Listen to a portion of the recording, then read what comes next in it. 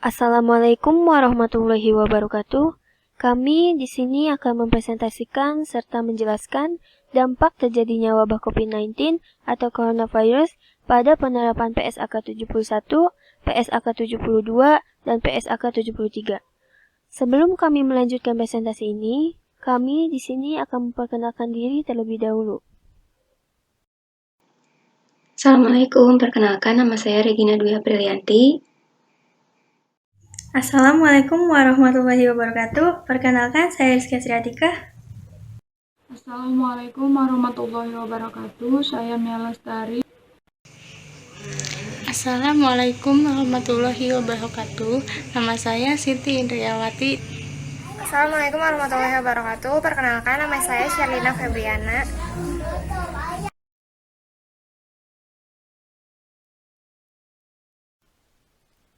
Dalam presentasi kami kali ini, di sini kami memiliki beberapa poin-poin yang akan kami bahas, di antaranya yaitu yang pertama, pengertian SAK atau PSAK, pengertian PSAK 71, PSAK 72, dan PSAK 73.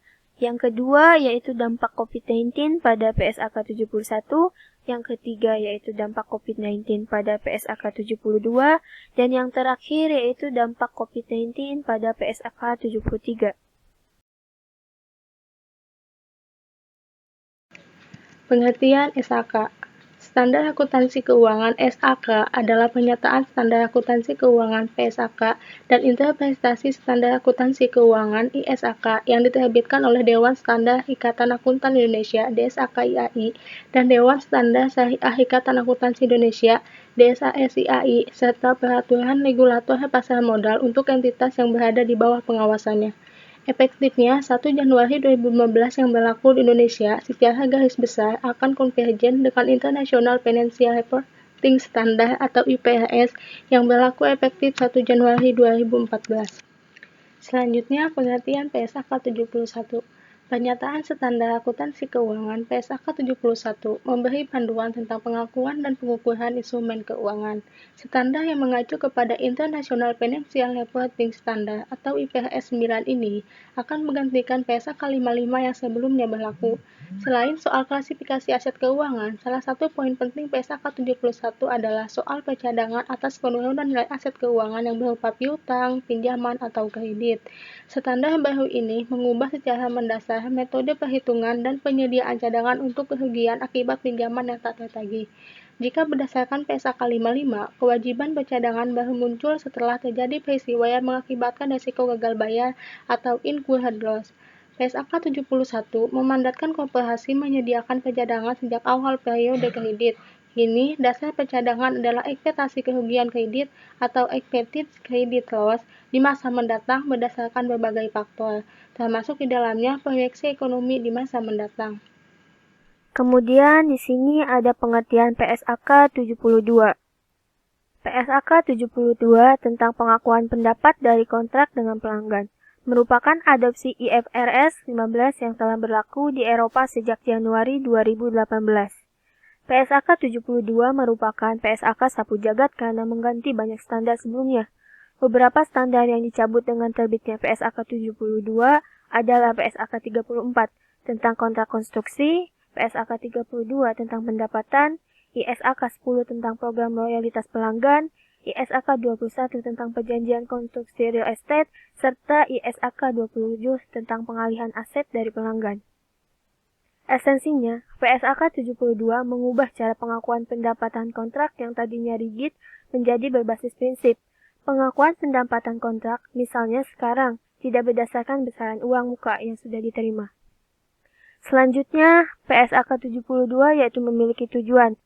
Ialah menetapkan prinsip tentang sifat, jumlah, waktu, dan ketidakpastian pendapatan dan arus kas yang timbul dari kontrak dengan pelanggan.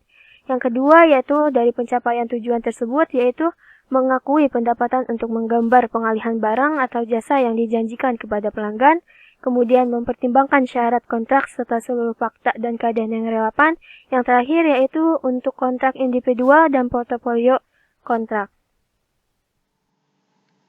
Selanjutnya yaitu pengertian PSAK 73, yaitu sewa. Sewa menetapkan prinsip pengakuan, pengukuran, penyajian, dan pengungkapan atas sewa dengan memperkenalkan model akuntansi tunggal khususnya untuk penyewa. Penyewa disyaratkan untuk mengakui aset hak guna dan liabilitas sewa. Definisi sewa menurut PSAK 73 adalah pada tanggal insepsi kontrak, entitas menilai apakah kontrak merupakan atau mengandung sewa. Suatu kontrak merupakan atau mengandung sewa jika kontrak tersebut memberikan hak untuk mengendalikan penggunaan aset identifikasian selama suatu jangka waktu untuk dipertukarkan dengan imbalan. PSAK 73 yang lebih bersifat aturan dibandingkan prinsip yang mulai berlaku efektif 1 Januari 2020. PSAK 73 yang merupakan adopsi dari FRS 16 mengatur tentang sewa. PSAK ini akan menggantikan beberapa standar, diantaranya PSAK 30 tentang sewa, ISAK 23 tentang sewa operasi, dan ISAK 25 tentang hak atas tanah. Standar baru ini akan mengubah secara substansial pembukuan transaksi sewa dari sisi penyewa.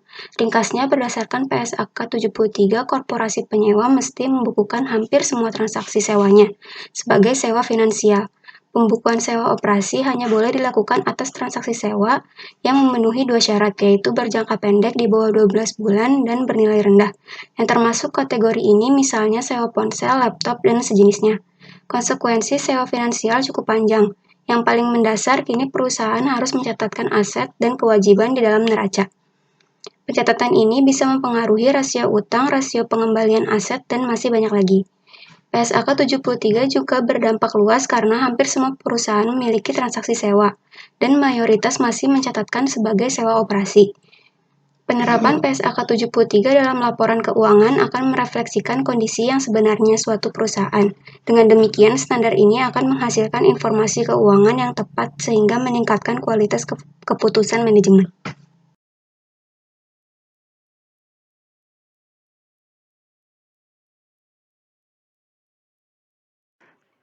Selanjutnya, saya akan menjelaskan mengenai dampak COVID-19 pada PSAK 71 yang mengatur instrumen keuangan. Penerapan PSAK 71 instrumen keuangan dimulai pada 1 Januari 2020 dan institusi keuangan seperti perbankan dengan perusahaan pembiayaan harus menerapkan standar akuntansi ini.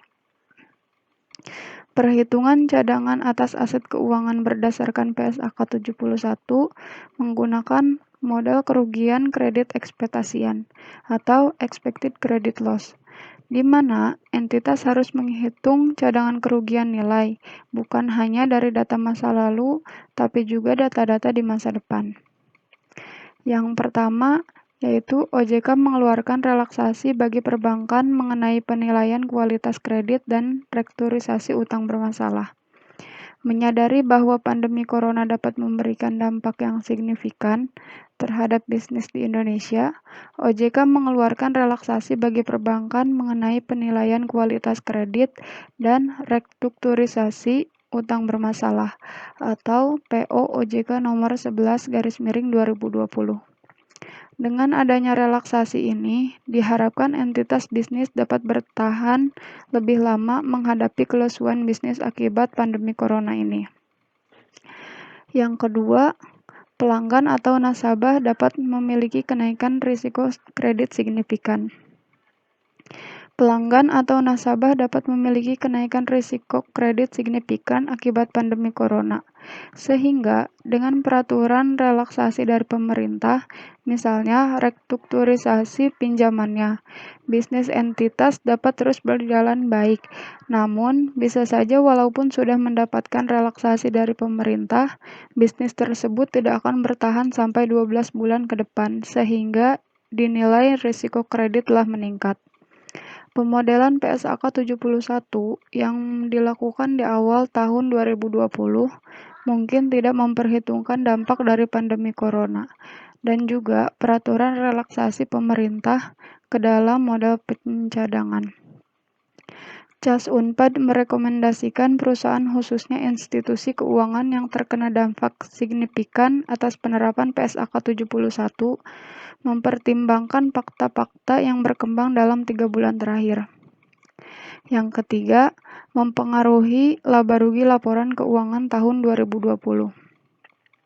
Apabila setelah mempertimbangkan fakta-fakta tersebut, entitas meningkatkan cadangan kerugiannya, maka hal tersebut akan mempengaruhi laba rugi laporan keuangan tahun 2020. Kerugian tersebut tidak dapat diakui dalam laporan keuangan tahun 2019 dengan alasan transisi penerapan PSAK 71. Entitas yang menerapkan PSAK 71 tidak dapat mengakui kerugian akibat corona sebagai bagian dari transisi sehingga dapat diakui dalam saldo laba tahun 2019. Hal ini bertentangan dengan ketentuan transisi PSAK 71, di mana entitas hanya mempertimbangkan informasi yang tersedia pada tanggal penerapan awal standar, yaitu 1 Januari 2020. Dampak pandemi corona di Indonesia baru mulai setelah tanggal 1 Januari 2020. Selanjutnya, ada dampak COVID-19 terhadap penerapan PSAK 72. PSAK 72 ini mengatur tentang pendapatan dari kontrak dengan pelanggan. Perusahaan yang menerapkan PSAK 72 pada bisnisnya kini akan mengalami penurunan pendapatan karena adanya wabah COVID-19. Bahkan hampir semua perusahaan terpengaruh karena mereka pasti memiliki kontrak dengan pelanggan. Penerapan PSAK 72 ini bisa berdampak besar bagi perusahaan properti, kontraktor, maskapai penerbangan, retail, dan masih banyak lagi. Dampak wabah virus corona ini memberikan pengaruh yang sangat besar terhadap penerapan PSAK 72, yang mengakibatkan perusahaan-perusahaan mengalami kerugian dan penurunan pendapatan yang sangat signifikan. Contoh, dari perusahaan penerbangan. Karena adanya wabah virus corona ini, pemerintah menghimbau agar masyarakat di rumah saja, tidak berpergian. Awalnya banyak masyarakat yang akan pergi keluar kota, luar negeri, jalan-jalan, liburan, atau melakukan perjalanan lainnya dengan berangkat menggunakan pesawat. Kini mereka harus membatalkan penerbangannya, membatalkan semua rencana penerbangan mereka, yang dimana secara tidak langsung memberikan efek terhadap pendapatan perusahaan penerbangan tersebut karena dibatalkannya kontrak dengan pelanggan. Orang-orang yang sudah memesan tiket bahkan rela membatalkan penerbangannya karena ada wabah virus corona ini. Selanjutnya, ada dampak COVID-19 terhadap penerapan PSAK 73. PSAK 73 ini mengatur tentang sewa. Sewa adalah suatu perjanjian di mana lessor memberikan hak kepada lease untuk menggunakan suatu aset selama periode waktu yang disepakati. Adanya wabah virus corona ini sangat berpengaruh bagi penyewa yang menggunakan dan bagi pesewa yang meminjamkan. Bagi penyewa yang menggunakan, biasanya tidak dapat membayar karena tidak ada pemasukan atau pendapatan dari usaha mereka. Bagi pesewa yang meminjamkan, usahanya terpaksa harus terhenti sementara karena pihak penyewa tidak memiliki pendapatan untuk membayar sewa. Dengan adanya pandemi virus corona ini, memungkinkan banyak kerugian yang akan terjadi. Mengingat banyaknya UMKM di Indonesia ini dan banyak sekali pengusaha yang menyewa untuk mereka melakukan usaha. Adanya himbauan pemerintah untuk tetap di rumah saja dan membuat banyak masyarakat tidak beraktivitas seperti biasanya, pendapatan sangat berkurang seperti yang sudah dijelaskan sebelumnya pada PSAK 72. Pendapatan sangat berkurang di mana ini akan mengakibatkan terhadap penerapan PSAK yang lainnya seperti PSAK 73 ini. Dengan berkurangnya pendapatan, otomatis para pengusaha yang memiliki kontrak sewa seperti sewa tempat, mereka akan memiliki hambatan dalam membayar sewanya.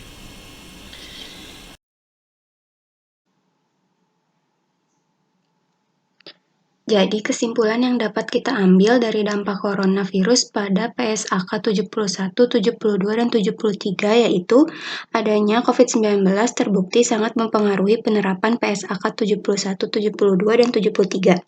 Dimulai dari pendapatan usaha yang menurun, jam operasional yang dibatasi semakin sempit, hingga keuntungan yang semakin tidak menentu. Pembayaran uang sewa dan pendapatan sewa pun menurun membuat penerapan PSAK ini terhambat. Semoga dengan adanya pandemi ini menjadi pelajaran untuk kita semua dalam segi apapun, dan berharap semoga setelah pandemi ini berakhir, penerapan PSAK khususnya PSAK 71, 72, dan 73 ini bisa berjalan dan diterapkan sebagaimana mestinya. Semoga penjelasan ini dapat membantu dalam memahami PSAK dan mengetahui dampak COVID-19 terhadap penerapan PSAK 71, 72, dan 73.